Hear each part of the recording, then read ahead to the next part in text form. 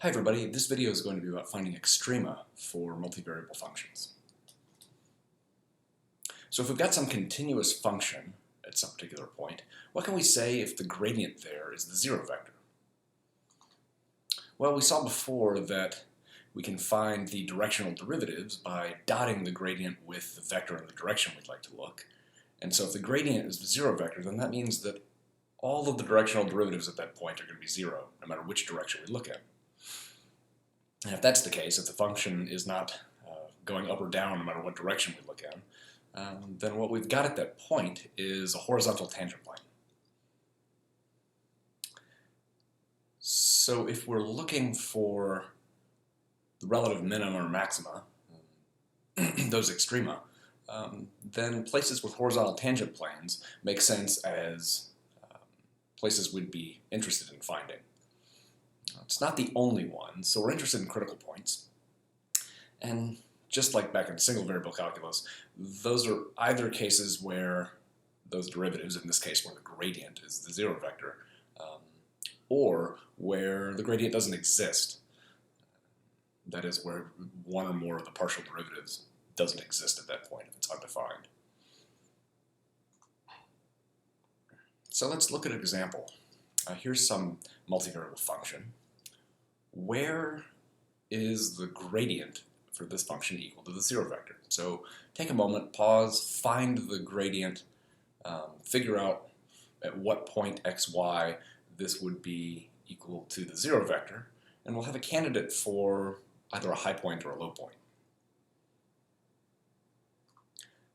So here's what that function looks like. Here's the surface it describes.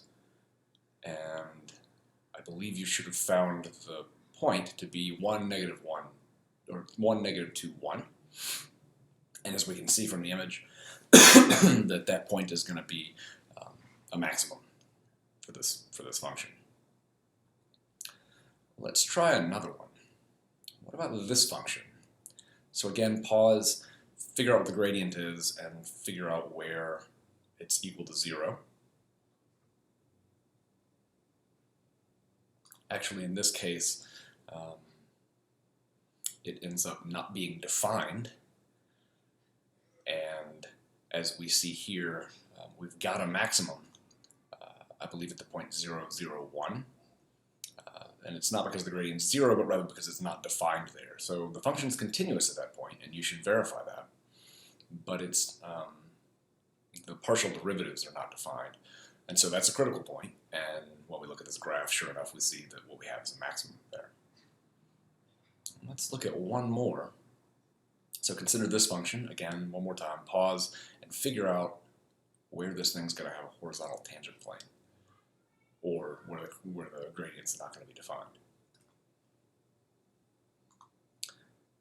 This surface looks like this, and you should have found that 0, 0, 0, so the origin was a place where the gradient was 0. But it doesn't end up being a maximum or a minimum. And the issue here is that if you look in one direction, say along the y direction, so if you fix some particular value of x and look what happens as y changes at that point, it looks like a maximum. But if you do it the other way, if you fix the y value to be 0 and look what happens as x changes, the point looks like a minimum. So we have what's called a saddle point for reasons that I hope are obvious.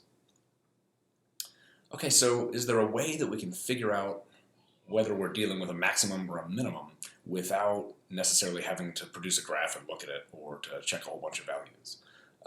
The answer is most of the time. So there's what's called the second partial derivative test, very much like the second derivative test in single variable calculus, but we've got more dimensions, so things are a little bit more complicated. We're interested in D, which is the determinant of this matrix, which is the Hessian matrix for the function, which is made up of all the second partials. So the straight second partials with respect to x and y, and then the mixed partials with respect to each. And so the determinant would be given by this. And since we're dealing primarily with continuous functions, what we're going to have is that those mixed partials are equivalent, and so really that determinant D of the Hessian matrix is just this piece. So the product of the two straight partials minus the square of the mixed partial. Okay, how is this helpful? Well, if that determinant is greater than 0, and the second partial with respect to x is also greater than 0, so if those are both positive, then the point will be a relative minimum.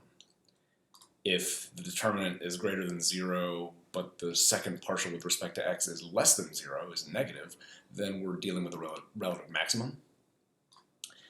If the determinant is less than 0, then we're looking at a saddle point. And if the determinant is 0, then this test will be inconclusive.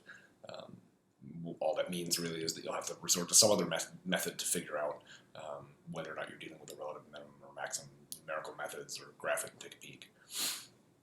So then our only other question is, when can we guarantee that these extreme values exist? Well, we have the extreme value theorem, which also applies to multivariable functions. Slightly different though, we're not just looking over a closed interval, but we need our function to be continuous on some closed bounded region of the xy plane. And if that's the case, then there's at least one point where f attains a minimum value, and at least one point where f attains a maximum value on that closed bounded region. It might attain the minimum multiple times, it might attain the maximum multiple times, but if we've got a closed bounded region, we guarantee there's a minimum and there's a maximum. All right, see you guys in class.